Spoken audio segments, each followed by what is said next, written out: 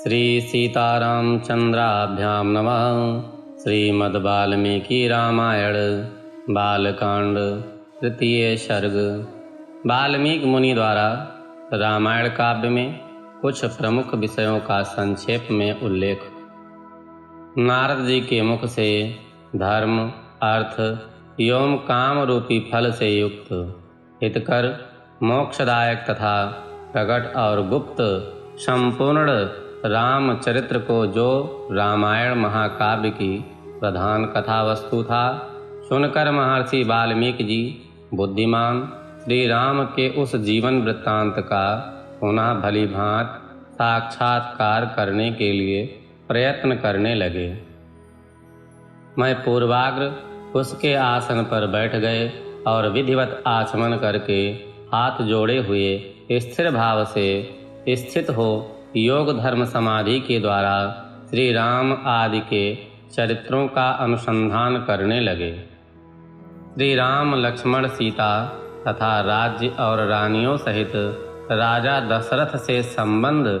रखने वाली जितनी बातें थी, हंसना, बोलना, चलना और राज्य पालन आदि जितनी चेष्टाएं हुई थी, उन सब का महर्षि ने अपने योग धर्म के बल से भली भांति साक्षात्कार किया।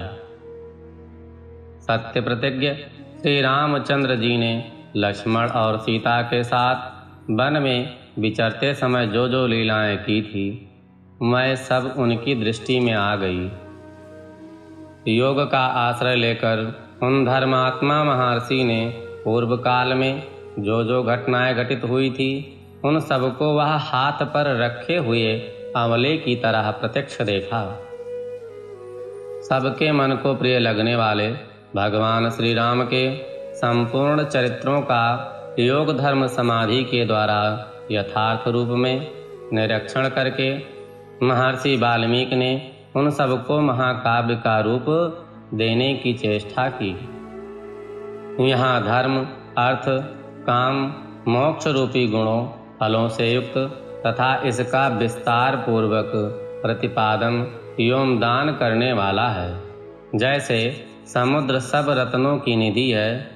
उसी प्रकार यह महाकाव्य गुण, अलंकार एवं ध्वनि आदि रत्नों का भंडार है। इतना ही नहीं, यह संपूर्ण श्रुतियों के सारभूत अर्थ का प्रतिपादक होने के कारण सबके कानों को प्रिय लगने वाला तथा सभी के चित्त को आकृष्ट करने वाला है। महात्मा नारद जी ने पहले जैसा वर्णन किया था, उसी के क्रम से भगवान वाल्मीकि मुनि ने रघुवंश विभूषण श्री राम के चरित्र विषयक रामायण महाकाव्य का निर्माण किया। श्री राम के जन्म, उनके महान पराक्रम, उनकी सर्व अनुकूलता, लोकप्रियता, क्षमा, सौम्य भाव तथा सत्यशीलता का भी इस महाकाव्य में महर्षि ने वर्णन किया है। विश्वामित्र जी के साथ श्री राम लक्ष्मण के जाने पर जो उनके द्वारा नाना प्रकार की विचित्र लीलाएं तथा अद्भुत बातें घटित हुई, उन सबका इसमें महर्षि ने वर्णन किया है। श्री राम द्वारा मिथिला में धनुष तोड़े जाने तथा जनक नंदनी सीता और उर्मिला आदि के विवाह का भी इसमें चित्रण किया गया है। श्री राम परशुराम संवाद, दशरथ नंदन श्री राम के गुण, उनके अभिषेक, कैकेयी की दुष्टता, श्री राम के राज्य अभिषेक में विघ्न, उनके वनवास, राजा दशरथ के शोक विलाप और परलोक गमन,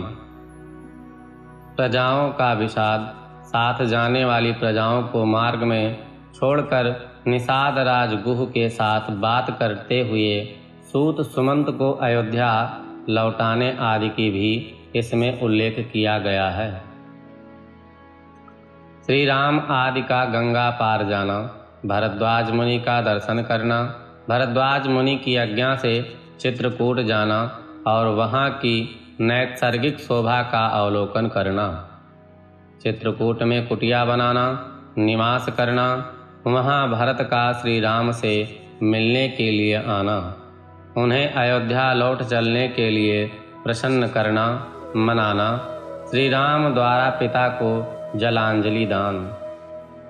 भरत द्वारा अयोध्या के राज सिंहासन पर श्री रामचंद्र जी की श्रेष्ठ पादुकाओं का अभिषेक एवं स्थापना। नंदीग्राम में भरत का निवास, श्री राम का दंडकारण्य में गमन, उनके द्वारा विराध का वध, सर्वभंग मुनि का दर्शन, सुतीक्षण के साथ गमन, अनुसुईया के साथ सीता देवी की कुछ काल तक स्थिति, उनके द्वारा सीता को अंगराग समर्पण, श्री राम आदि के द्वारा अगस्त्य का दर्शन, उनके दिए हुए वैष्णव धनुष का ग्रहण, शूर्पणखा का संवाद, श्री राम की आज्ञा से लक्ष्मण द्वारा उसका विरूपीकरण, उसकी नाक और कान छेदना,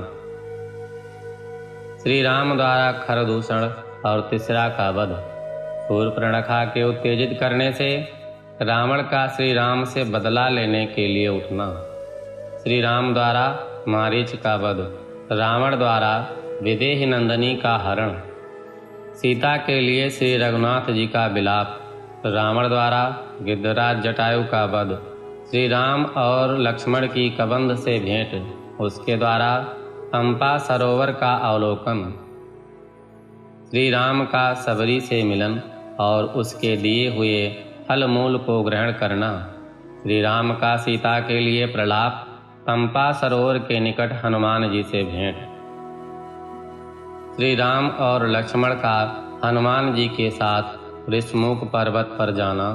वहाँ सुग्रीव के साथ भेंट करना, उन्हें अपने बल का विश्वास दिलाना और उनसे मित्रता स्थापित करना,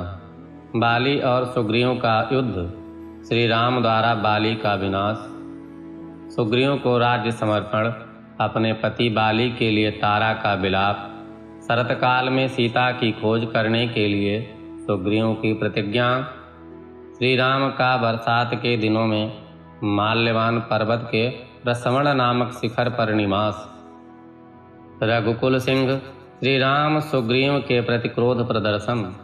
सुग्रीव द्वारा सीता की खोज के लिए वानर सेना का संग्रह, सुग्रीव का संपूर्ण दिशाओं में वानरों को भेजना और उन्हें पृथ्वी के दीप समुद्र आदि विभागों का परिचय देना, श्री राम का सीता के विश्वास के लिए हनुमान जी को अपनी अंगूठी देना, वानरों को ऋक्षबिल स्वयं प्रभा गुफा का दर्शन, उनका पयोपवेशन, प्राण त्यागने के लिए अनशन, संपाति से उनकी भेंट और बातचीत, समुद्र लांघने के लिए हनुमान जी का महेंद्र पर्वत पर चढ़ना, समुद्र को लांघना, समुद्र के कहने से ऊपर उठे हुए मैनाक का दर्शन करना, इनको राक्षसी का डांटना, हनुमान द्वारा छायाग्रहणी सिंह का दर्शन, योम निधन, लंका के आधारभूत पर्वत त्रिकूट का दर्शन, रात्रि के समय लंका में प्रवेश, अकेले होने के कारण अपने कर्तव्य का विचार करना, पैदल मार्ग में मिलने वाले निम्न कर्म वाले अवरोधों को देखना,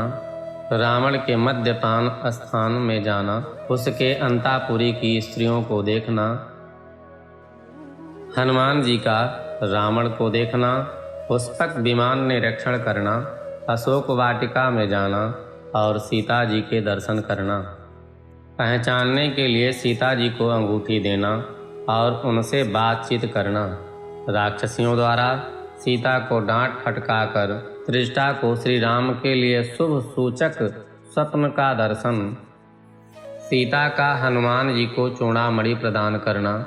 हनुमान जी का अशोक वाटिका के वृक्षों को तोड़ना, राक्षसियों को भगाना, रावण के सेवकों का हनुमान जी के द्वारा संहार, वायुनंदन हनुमान का बंदी होकर के रावण की सभा में जाना, उनके द्वारा गर्जन और लंका का दाह, फिर लौटती बार समुद्र को लांघना, वानरों का मधुवन में आकर के मधुपान करना, हनुमान जी का श्री रामचंद्र जी को आश्वासन देना और सीता जी की दी हुई चूड़ामणि समर्पित करना, सेना सहित सुग्रीव के साथ श्री राम की लंका यात्रा के समय समुद्र से भेंट, नल और नील का समुद्र पर सेतु बांधना, उसी सेतु के द्वारा वानरों का समुद्र के पार जाना, रात को वानरों का लंका पर चारों ओर से घेरा डालना, विभीषण के साथ श्री राम का मैत्री संबंध होना, विभीषण का श्री राम को रावण के वध का उपाय बताना, कुंभकर्ण का निधन, मेघनाथ का वध, रावण का विनाश, सीता की प्राप्ति, शत्रु नगरी लंका में विभीषण का अभिषेक, श्री राम द्वारा पुष्पक विमान का अवलोकन, उसके द्वारा दल बल सहित उनका अयोध्या के लिए प्रस्थान, श्री राम का भरद्वाज मुनि से मिलना, वायुपुत्र हनुमान को दूत बनाकर भरत के पास भेजना तथा अयोध्या में आकर भरत से मिलना, श्री राम के राज्य अभिषेक का उत्सव, फिर श्री राम का सारी वानर सेना को विदा करना, अपने राष्ट्र की प्रजा को प्रसन्न रखना तथा उनकी प्रसन्नता के लिए विदेह नंदनी सीता को वन में त्यागना इत्यादि वृत्तांतों को एवं इस पृथ्वी पर श्री राम का जो कुछ भविष्य चरित्र था उसको भी भगवान वाल्मीकि मुनि ने अपने उत्कृष्ट महाकाव्य में अंकित किया। इस प्रकार वाल्मीकि निर्मित हर्षण रामायण आदि काव्य के बालकांड में तीसरा सर्ग पूरा हुआ। बोलिए सियावर रामचंद्र भगवान की जय।